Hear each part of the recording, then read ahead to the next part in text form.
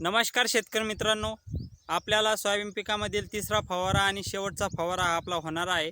तर मग हा फवारा कोणता घ्यायचा जेणेकरून आपल्याला तिथे अळीचं कंट्रोल होईल, तिथे बुरशीचं कंट्रोल होईल, दाणा तिथे जास्तीत जास्त मोठा होईल. तर यासाठी मग आपण कोणतं जे आहे तर ते कीटकनाशके, बुरशीनाशके, विद्रव्य खत घ्यायला पाहिजे. तर तेच आपण आज या व्हिडिओच्या माध्यमातून जाणून घेण्याचा प्रयत्न करणार आहे. त्यामुळे व्हिडिओ शेवटपर्यंत बघा.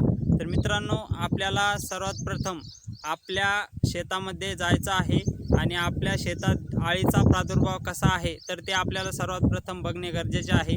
जर अळीचा प्रादुर्भाव हा आपल्या पिकामध्ये कमी असेल किंवा अळी ही बारीक असेल किंवा मोठी असेल आणि जास्त प्रादुर्भाव आहे का नाही हे आपल्याला बघणे सर्वात प्रथम गरजेचं आहे, जेणेकरून आपल्याला तिथे कीटकनाशक घेता येईल. कारण आपण आपला जो संभ्रम आहे की आपण तिसऱ्या फवारणीला डायरेक्टली आपण जे कोराजन आहे, ॲम्प्लिको आहे, असेच फवारे आपण तिथे घेतो, विनाकारण आपला तिथे खर्च होत असतो. तर मग मित्रांनो, हा खर्च कमी करण्यासाठी आपल्याला स्वतः शेतामध्ये निरीक्षण करणे गरजेचे आहे.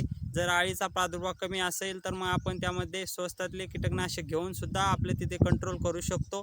जर आपल्या प्रादुर्भाव जास्त असेल तर मग तिथे जास्तीत जे भारीचे औषधं आहे तर ते घेऊन कंट्रोल करू शकतो. तर मग मित्रांनो, कोणते कीटकनाशक आपण घ्यायला पाहिजे तर मग तेच आपण आज या व्हिडिओच्या माध्यमातून जाणून घेऊ. तर मित्रांनो, आपण त्यापूर्वी चॅनलवर नवीन असाल, चॅनलला सबस्क्राईब करून ठेवा आणि व्हिडिओला लाईक करा मित्रांनो. तर मित्रांनो, आपण सर्वात प्रथम जे आहे की जे भारीतलं जे औषध आहे तर जे कोराजन म्हणजे त्यामध्ये कोरंट्रेनिल प्रोल हा घटक येतो. तर हा तो आपण घेऊ शकतो, जेणेकरून आपल्याला तिथे अळीचं नियंत्रण होणार आहे. जास्त अळी असेल तर आपण हे कोराजन घेऊ शकतो मित्रांनो. त्यानंतर जे ॲम्प्लिको आहे तर ते ॲम्प्लिको घेऊ शकतो. त्यामध्ये सुद्धा क्लोरंट्रेनिल प्रोल हा घटक येतो आणि त्यामध्ये प्लस लॅम्डोसायलोथ्रिन येतो, ज्यामुळे आपल्याला तिथे रसशोषक कीड आहे म्हणजे त्यामध्ये पांढरी माशी आहे तर तिचंसुद्धा नियंत्रित होणार आहे. त्यामुळे आपण तिथे ॲम्प्लिकोसुद्धा हा घेऊ शकतो मित्रांनो. त्यामध्ये पुन्हा आपण इव्हिसेंट घेऊ शकतो, म्हणजे आपल्याला त्यामध्ये इमामेक्टिन बेन्झाईट आणि ल्युफ्युरॉन हा घटक येतो, तर हे सुद्धा आपण घेऊ शकतो. त्यानंतर मित्रांनो, जे प्रोफेक सुपर आहे म्हणजे प्रोफेनोफॉस सायपरमेथ्रिन, तर हे सुद्धा कीटकनाशक आपण घेऊ शकतो. आणि जे इमामेक्टिन बेन्झाईट आहे तर ते सुद्धा आपण हे घेऊ शकतो, जेणेकरून आपल्याला प्रोफेक सुपर, इमामेक्टिन बेन्झाईट जर आपल्या पिकामध्ये कमी प्रादुर्भाव असेल अळीचा तर मग हे दोन कीटकनाशक आपण घेऊ शकतो.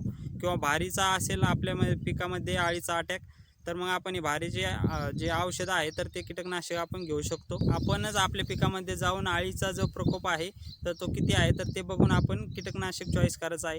तर मित्रांनो, त्यानंतर आपल्याला जे यामध्ये पांढऱ्या माशीसाठी आपल्याला कीटकनाशक घेणे गरजेचे आहे, जेणेकरून आपल्याला तिथे येलो मोजा खोऱ्याचा प्रादुर्भाव तिथे येणार नाही आणि आपल्याला रसशोषक जी कीड आहे पांढरी माशी तर तिचं कंट्रोल बघण्यास तिथे मदत होईल. तर मित्रांनो, त्यामध्ये आपल्याला साधं म्हणजे जे प्राईड आहे आपण त्याला ॲसिटामाप्राईड म्हणतो, तर ते ॲसिटामाप्राईड हे आपल्याला घ्यायचं आहे. तर मित्रांनो, आपण ॲसिटामाप्राईड घेऊ शकता.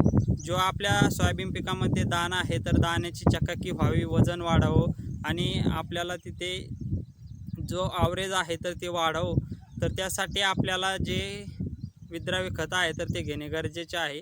तर मित्रांनो, विद्राव्य खत घेताना आपल्याला त्यामध्ये पोटॅशची जास्त आवश्यकता असते दाणा भरण्याच्या अवस्थेमध्ये.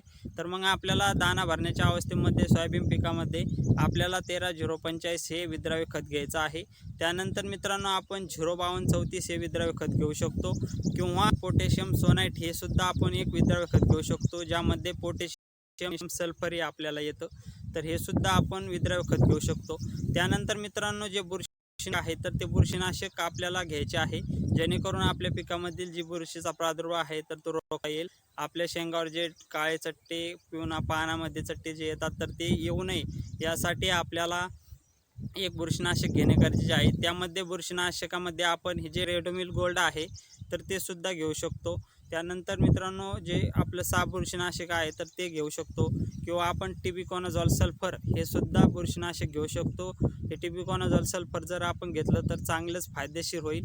फक्त आपल्याला जे कीटकनाशक आहे, बुरशीनाशक आहे तर ते आपल्याला आलटून पलटून घ्यायचे आहे, जेणेकरून जेच आहे तर ते आपल्याला डबल आले नाही पाहिजे. तर हीच काळजी आपण घ्यायची आहे. तर मित्रांनो, टिबिकोनाझॉल सल्फर जर आपण घेतलं तर आपल्याला तिथे दाण्याची चकाकी, प्रोटीनचं काम, तेलाचं तिथे प्रमाण वाढण्यास मदत करेल. तर मग आपण टिबिकोनाझॉल सल्फरसुद्धा घेऊ शकतो. आपल्याला ते जर नसलं घ्यायचं तर मग आपण दुसरं बुरशीनाशक आपण घेऊन आपल्या पद्धतीने बुरशीनाशक घेऊ शकता.